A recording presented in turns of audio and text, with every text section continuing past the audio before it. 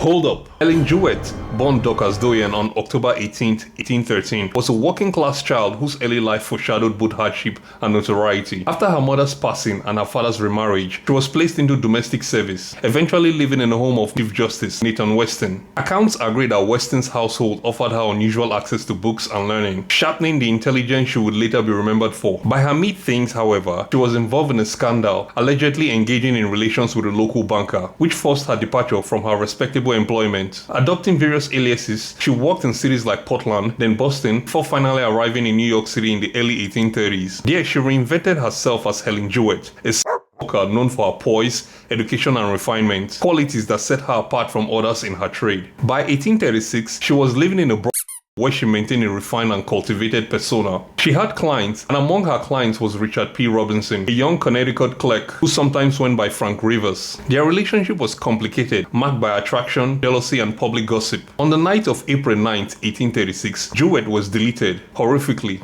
Witnesses later testified to seeing Robinson enter her spot that night, and a cloak resembling his was found near the scene, along with the tool used on her. The coroner's jury formally concluded that Robinson was the key suspect. The trial, which began on June 2, 1836, attracted massive public attention partly because it featured testimony from whose credibility was routinely dismissed by the court. Despite circumstantial evidence and consistent witness accounts, Robinson's defense emphasized his social standings and questioned the characters of women in her line of work. After a brief deliberation, the jury acquitted Robinson, shocking many observers. The case revealed deep biases in the justice system, where gender and class often outweighed evidence. Although Robinson faded from headlines, Helen Jewett's name endured in public memory. She became a touchstone in debates over women's rights and credibility of marginalized voices.